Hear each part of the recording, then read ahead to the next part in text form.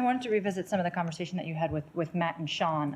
As I'm sure you've seen, an Iraqi government spokesperson called the strike in Baghdad a flagrant violation of the sovereignty and security of Iraq and a dangerous escalation.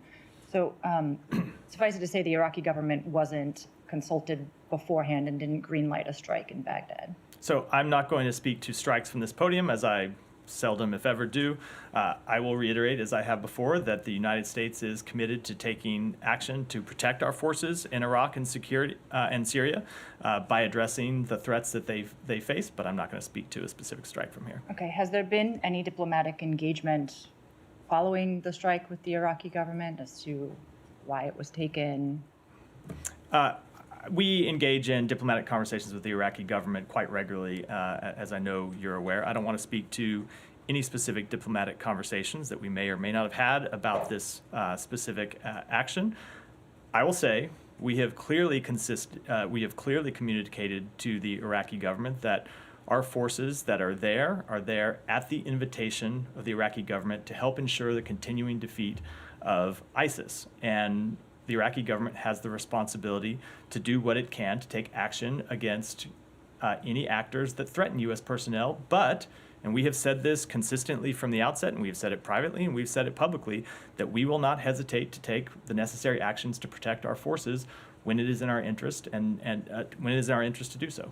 So apart from the private diplomatic discussions, do you have a public response to this accusation of violations of sovereignty and a dangerous escalation? I don't. As I said, I'm not going to comment on a specific strike here. I would refer to my colleagues at the Pentagon for that. Okay, but just broadly, I mean, how, as you were discussing, how does this bolster these consistent American appeals for containing the conflict to Gaza and preventing that broader regionalization? Well, I would answer that by saying, obviously, we want to prevent the conflict from spreading, but part of that means that people need to stop taking strikes against our soldiers. And if they take strikes against our soldiers, we're going to do what we need to protect ourselves, as any country would do.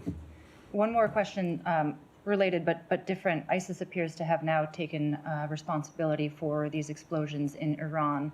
Does the U.S. have any comment on that? Any reason to disbelieve that? Does it track with assessments by the U.S. government? I will say, let me just repeat again what I said yesterday, which is to extend our greatest sympathy for the victims of what we do believe was an apparent terrorist attack. Based on all the information available, it's clear to us that this was a terrorist attack. We've seen the reports that ISIS has taken responsibility for it. I will say I'm not ready to offer a formal assessment from this podium at this time when it comes to responsibility, but this attack does bear all the hallmarks of an ISIS attack. Thank you. Can I just briefly? Yeah.